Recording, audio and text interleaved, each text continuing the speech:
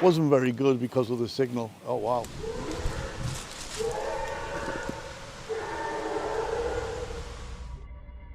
Venturing into the woods alone at night can be terrifying.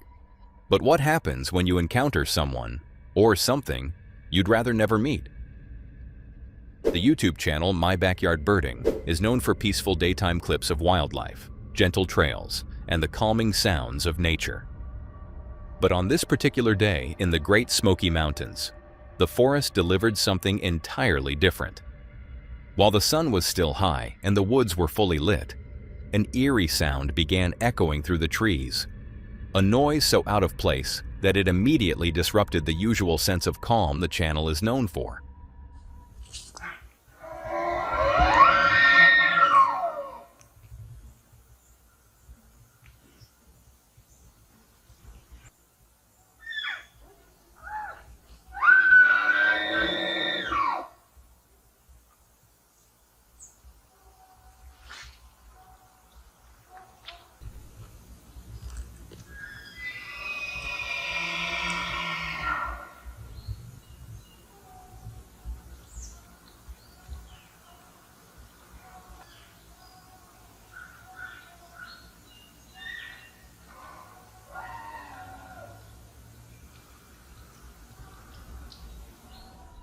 At first, it seemed strangely mechanical, almost like distant machinery struggling against itself. But that made even less sense. There were no construction sites nearby, no engines, no equipment that could realistically produce such a tone in the middle of the forest. But then the sound began to shift.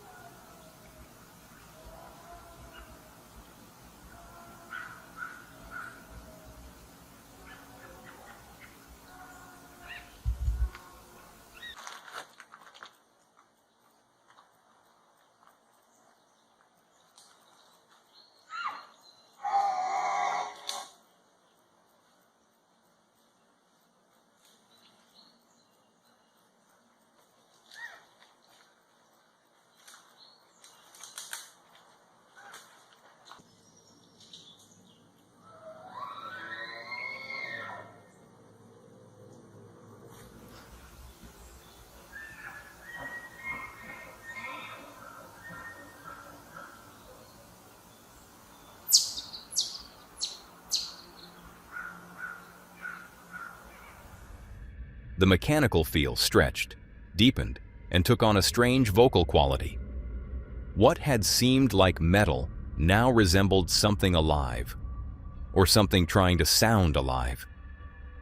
The calls rolled through the trees with a force that felt intentional, almost directional, as though whatever produced them wasn't simply making noise, it was announcing itself.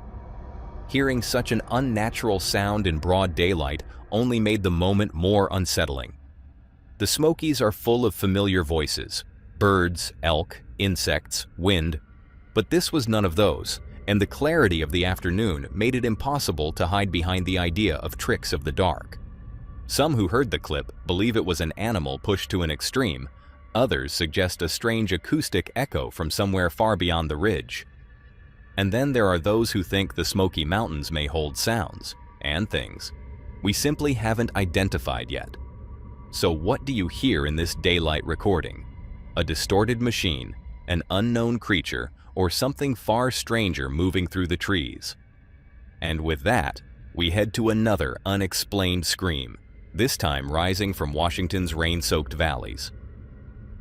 MKP Studios is run by Casey, an explorer known for diving deep into remote wilderness and documenting the strange, unexplained moments hidden far from the safety of marked trails. On this day, he ventured into the dense, storm-beaten forests of Washington state, a region thick with stories about disappearances, abandoned belongings, and strange voices that seem to drift through the trees when the weather turns dark. He expected a challenging hike, maybe a few odd discoveries along the way, But nothing could have prepared him for the moment that would become the most frightening he had ever been out here. For most of the afternoon, the hike had felt uneasy but manageable. Rain pouring through the branches, stretches of random caution tape caught between trees, and unsettling items scattered along the creek bed. Strange, yes, but nothing that suggested real danger. Although that changed when he stepped into a narrow valley and a sudden piercing cry tore through the storm.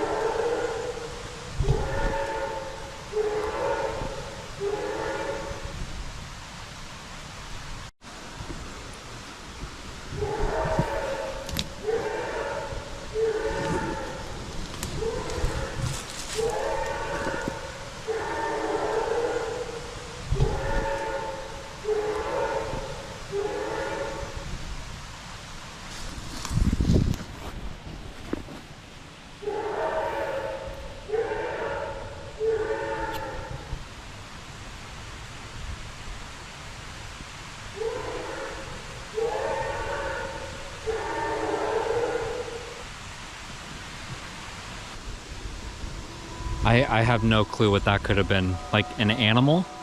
Was that an animal or something? It carried a tone that felt almost otherworldly, sharp and deliberate, echoing from somewhere far too close. The sound repeated with a strange rhythm, each call threading through the rain until the forest felt less like a landscape and more like something alive and aware, watching him from the shadows just beyond view. That was like really loud and really close. I tried to do some research on this sound, and I even threw it through an AI program to try and decipher what source it could be from because I thought that it was an animal, but I could find absolutely nothing. In that moment of hearing it, it sounded human somehow. I don't know how to describe it, and I wish my audio picked it up better. And it sounded very close by, and it was consistent for at least about 2 minutes. It left Casey with the unsettling realization that he was not alone in those woods. Encounters like these may be rare, but they linger, especially in places where stories of vanished hikers and unexplained wilderness events seem woven into the land itself. The growls were too close, too sharp, and carried a depth that didn't match any animal he knew. Combined with the relentless wind-snapping branches overhead and the rising water along the creek, the forest had shifted from adventurous to unpredictable in a matter of minutes. Casey had originally planned to camp overnight deep in these woods to see how the area behaved under darkness, but the storm and those blood-curdling growls made the decision for him. This was not a night to stay. By the time he made it back to the road, the adrenaline had faded, but the questions had not. Sounds like that don't leave easily. They sit with you, echoing in the back of your mind long after the forest disappears in the rearview mirror. It's moments like these that remind you how quickly the wilderness can change, how thin the line is between curiosity and danger, and how little we truly understand about what lives, or moves, in places untouched by human eyes. Casey left without answers, just the echo of something unseen calling out through the storm. But perhaps the question now belongs to you. What do you think he heard out there? An animal pushed to its limits by the weather, or something far stranger watching him from between the trees? Now, with that question lingering, we head from Washington's dark woods to Siberia's frozen wilderness.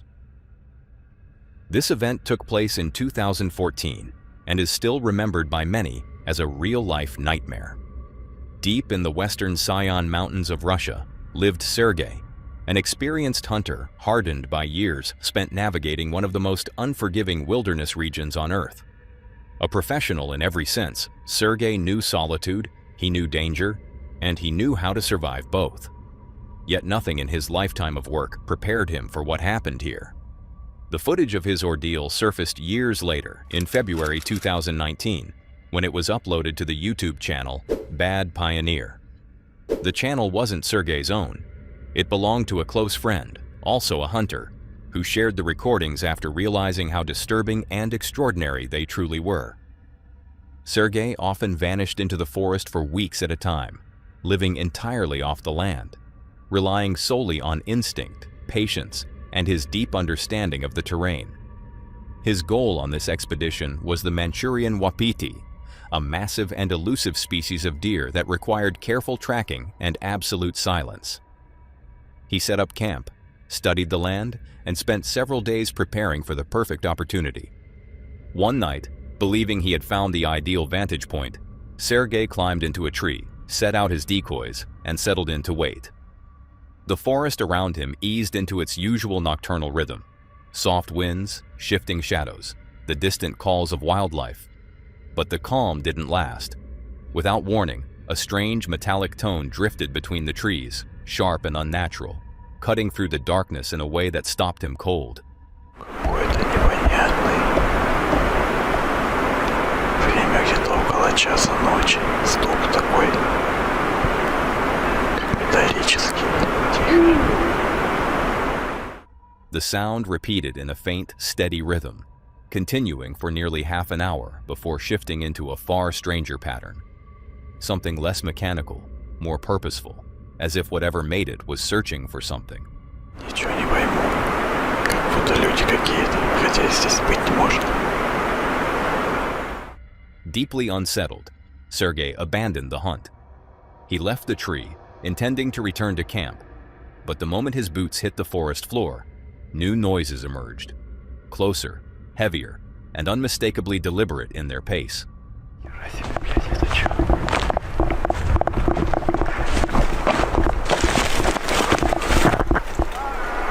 Тихо, тихо, тихо, тихо.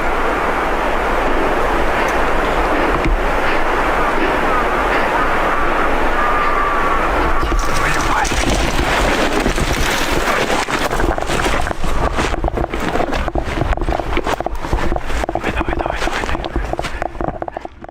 In an attempt to deter whatever followed him, Sergei lit a fire. The flames crackled through the darkness, casting long shadows. But instead of reassurance, the light only made him more exposed. Around him, branches snapped under unseen weight and shifted in slow, circling patterns, as though something was pacing just beyond the tree line. Вон там где-то. Тихо. Видимо, костер мешает слушать.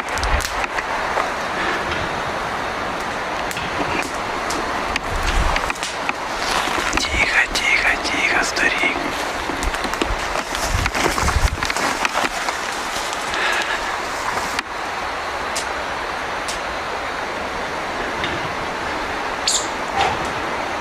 Это пищевые, вон там. Тихо, тихо, тихо, тихо. Перестало, что ли?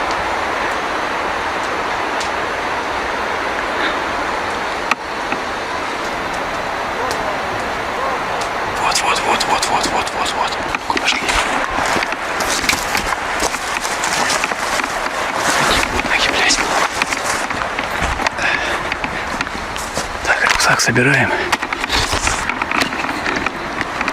Растаскивай головешки. Тихо.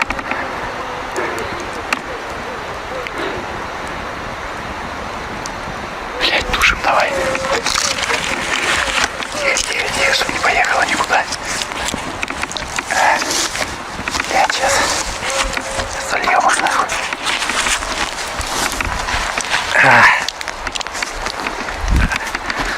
Фляжку давай, блядь.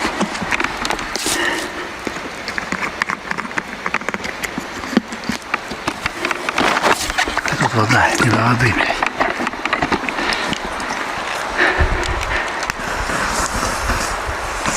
Заливай, заливай, заливай.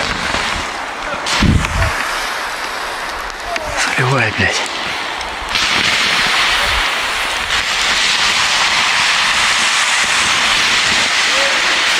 Тихо. Давай. Давай, давай, давай, не ссы. Быстрее, блядь.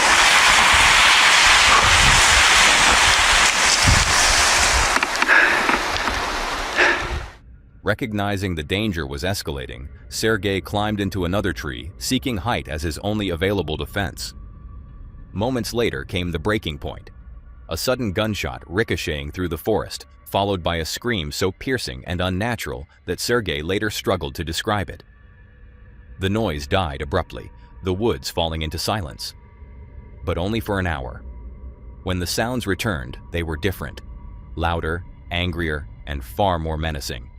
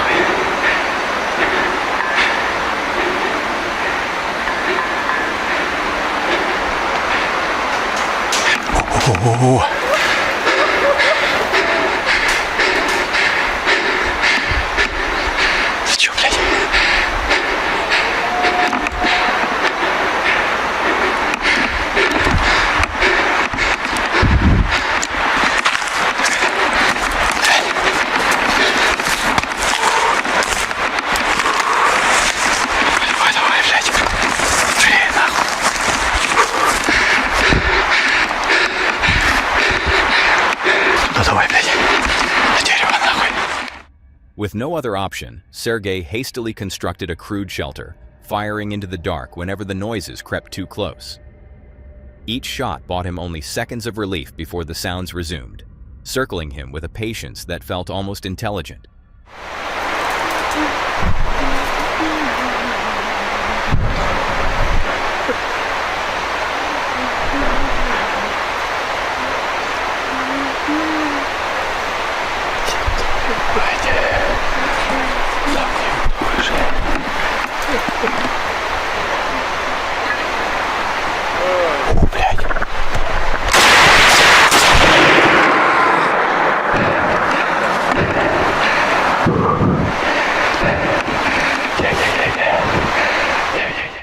Finally, the forest went still.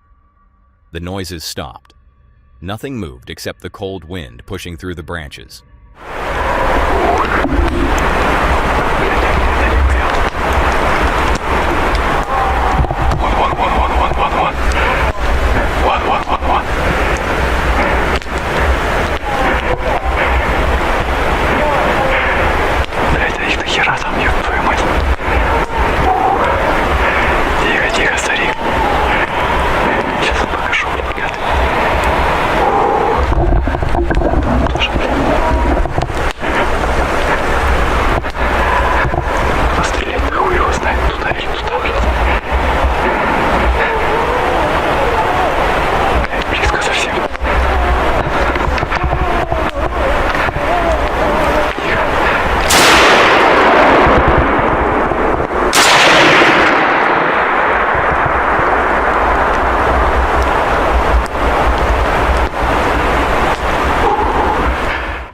Heavy, suffocating silence settled over the camp and remained unbroken until the dim light of morning filtered through the canopy. When Sergei emerged, exhausted and shaken, he found signs that suggested he might not have been alone in these woods after all, trees that had been cut for resin long before his arrival, and not far beyond, the remains of an old abandoned camp. Whatever had been out there, it wasn't new. In the comment sections of the uploaded footage, theories quickly erupted. Some viewers insisted the creature was a skinwalker, a being from Native American folklore said to mimic human voices with predatory intent. Others argued it must have been Bigfoot, pointing to the power and intensity of the screams. But ultimately, no theory has ever been confirmed. Perhaps Sergei crossed paths with another hunter, equally frightened and reacting in panic.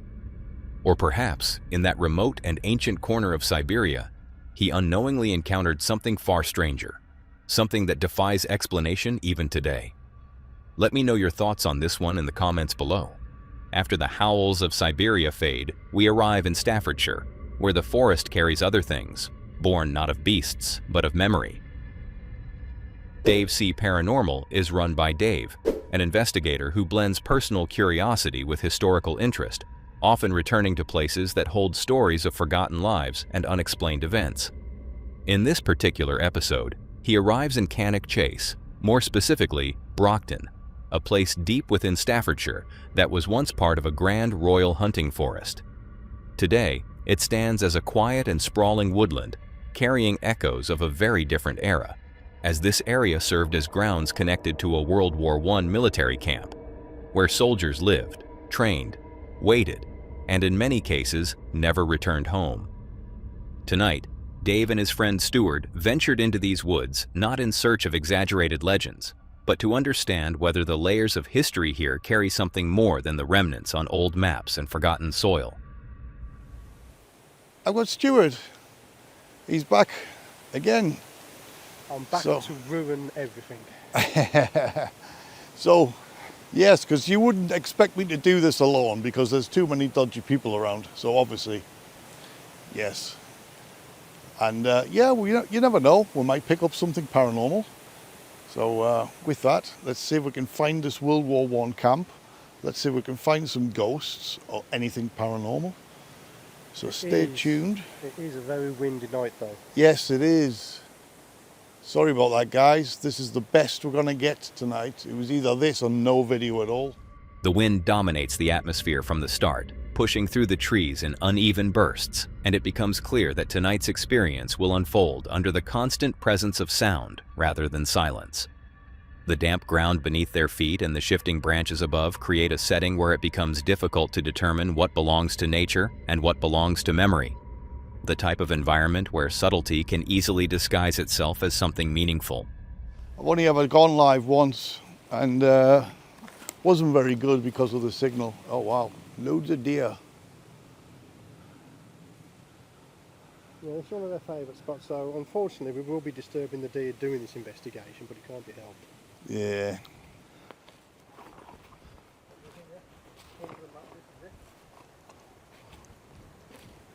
This is the area. Right, okay. Man, it's right next to the road.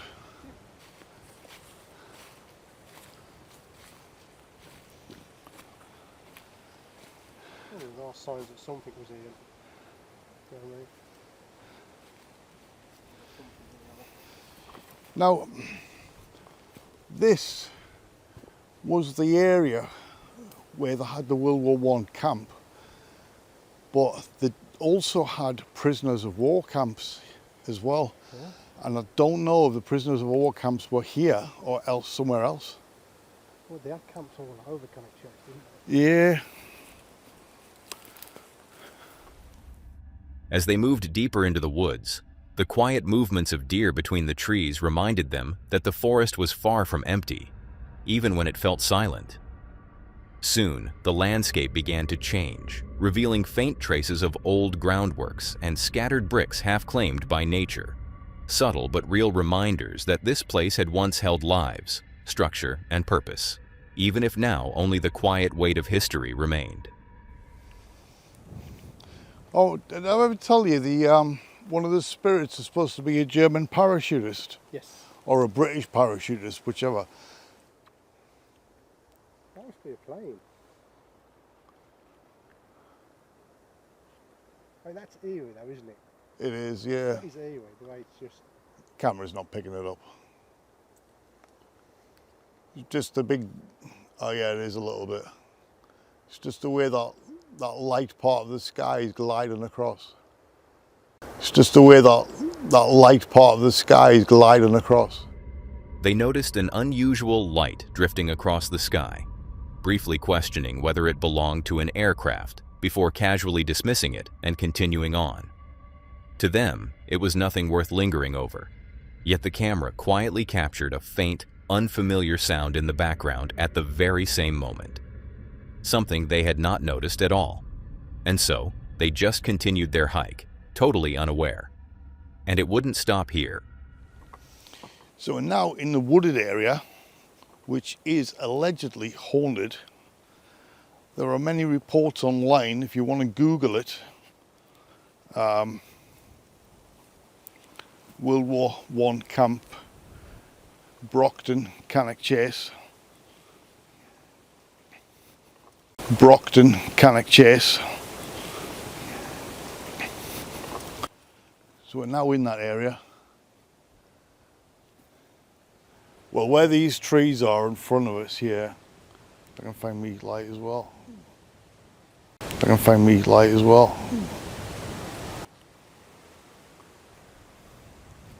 Must admit, I thought this place would be bigger.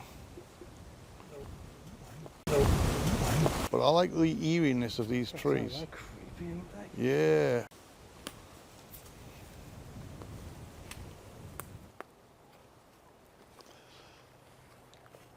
Well, these woods are supposed to be haunted. So make something happen, spirits.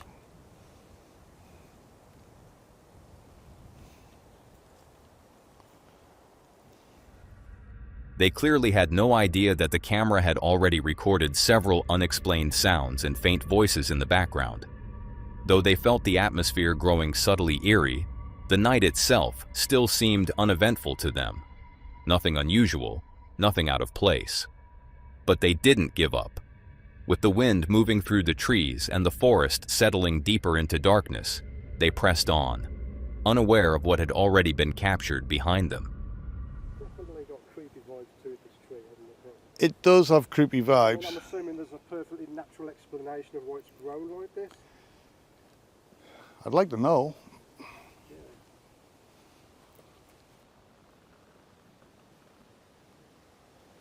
Now this has got a creepy feel.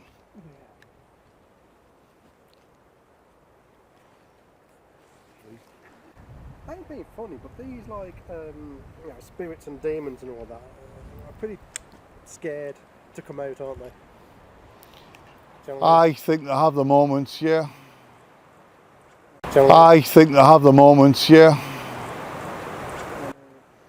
Were any spirits here with us tonight? They don't want to show themselves forward to the place.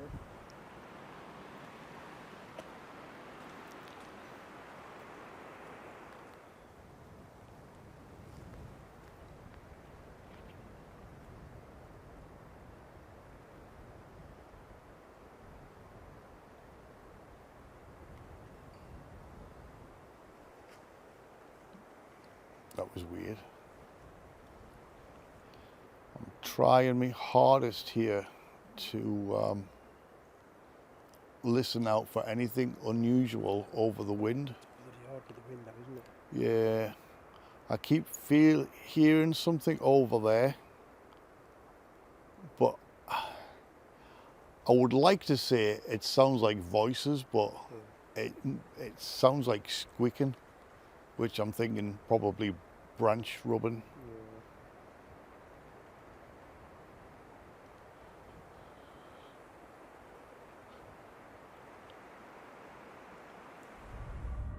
As the night went on, the forest offered little more than shifting branches, faint creaks, and distant tones that were impossible to separate from the constant push of the wind.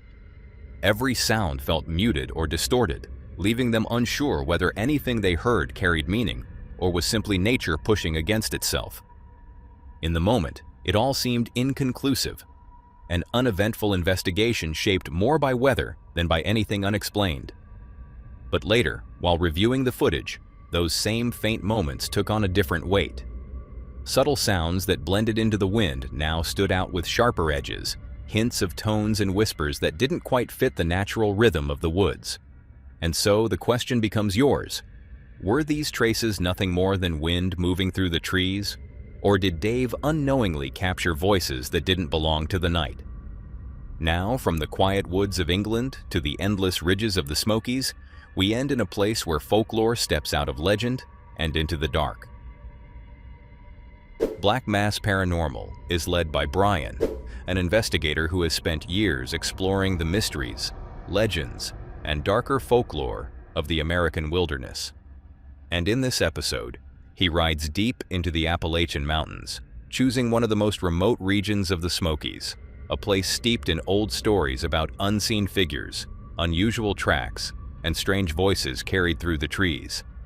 But this time, Brian has a plan.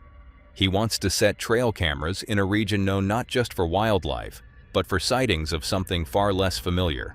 Now the road that I'm on is, I rode, I think 7 to 10 minutes of gravel road.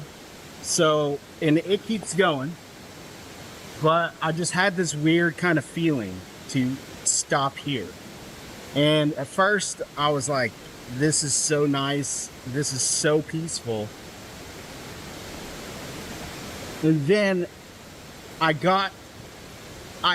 heard these footsteps, and I wasn't recording. I didn't have anything going, and I'm still kind of in that weird feeling. Okay, so I had this like really strange feeling that I was being watched. And I don't know what it is. Yeah, I get this kind of sensation when I'm out here, and my body has always kind of told me to leave the area. I'm usually good, because if I get that sensation, I'm able to control myself enough to get out of the area that I'm in. The feeling of being watched didn't come all at once. It crept in quietly, as if the forest were slowly turning its attention toward him. For most people, that might have been enough to leave, but Brian had learned to work through it, to let instinct warn him without letting fear dictate the night. Still, there was an undeniable tension here, something that made the air feel tight, as though the woods were holding their breath. But I hear these just loud footsteps, and I try to gather myself, and I try to get my phone going, and everything I do, it's just stopped.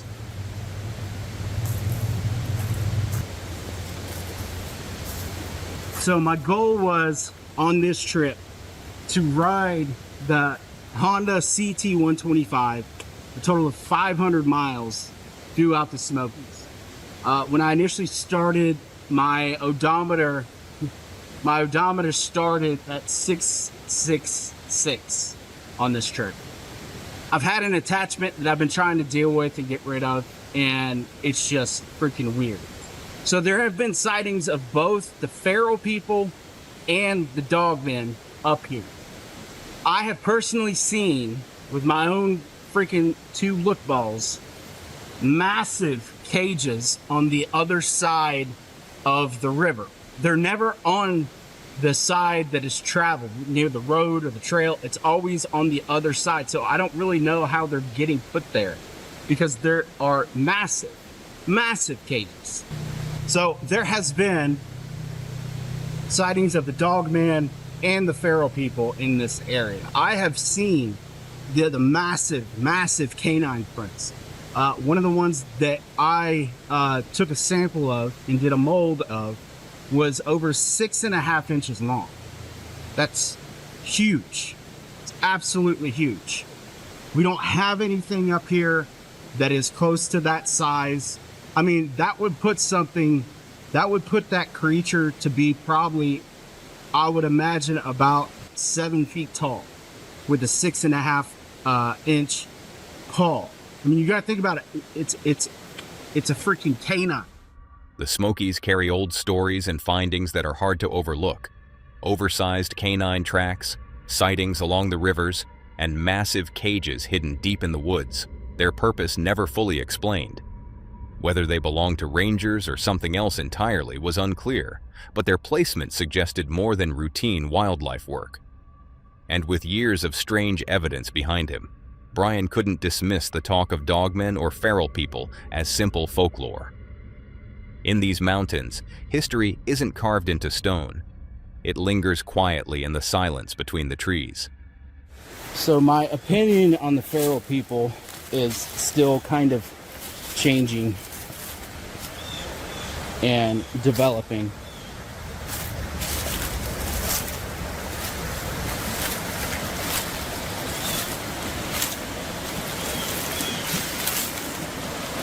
Because, especially with these people that have been threatening me, and it just makes me want to look further in the mountains. So I wasn't going to address this on the channel. It was in my member side of things. that I have talked about this. So I have been receiving basically threats telling me to stop doing what I'm doing.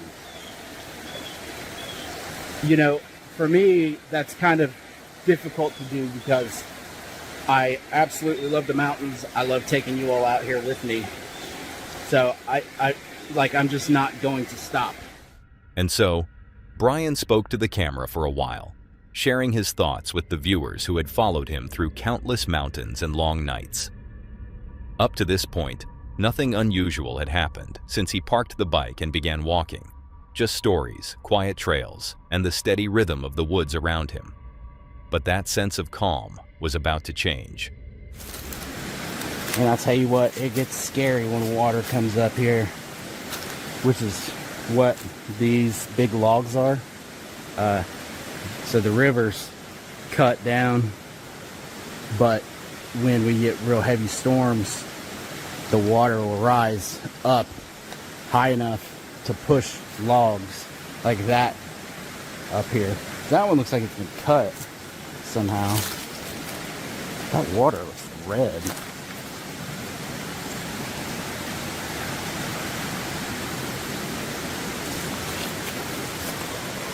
Because I want to set up a trail cam, and just so you all know, my RF detector is like silent, so we're not getting a whole lot of anything right here. And I don't really have that feeling of being watched either. Of being watched either. Of being watched either. Of being watched either. How weird.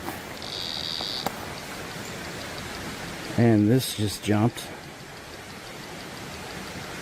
That might have been me with the phone though.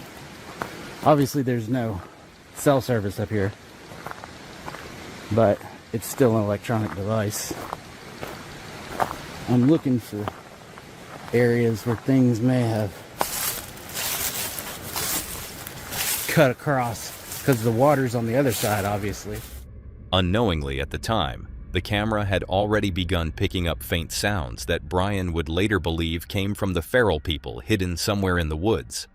Even before his device started to spike, the forest had been offering quiet signals, small shifts in air pressure, sudden pockets of silence, and the subtle impression that something had moved across the trail moments before he arrived. Out here, even the simple crackle of leaves underfoot carried a different kind of weight, shaped by the possibility of who, or what, might have been watching. Well, hold on a second.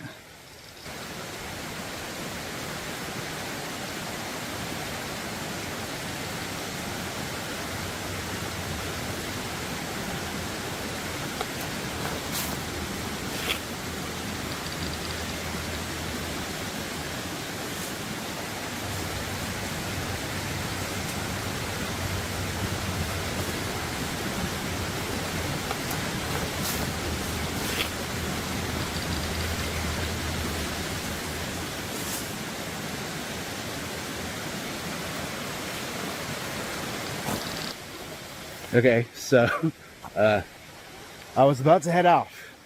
I was about to head on, and I just heard the freaking footsteps again.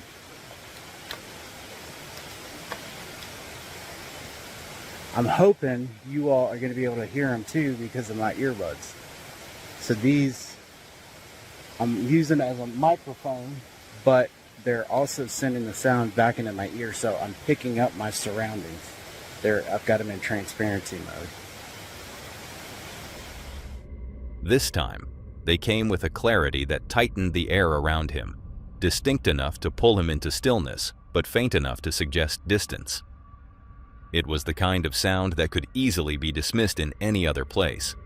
But here, in the heart of the Smokies, footsteps carried a different meaning, especially when no one else was visible on the trail.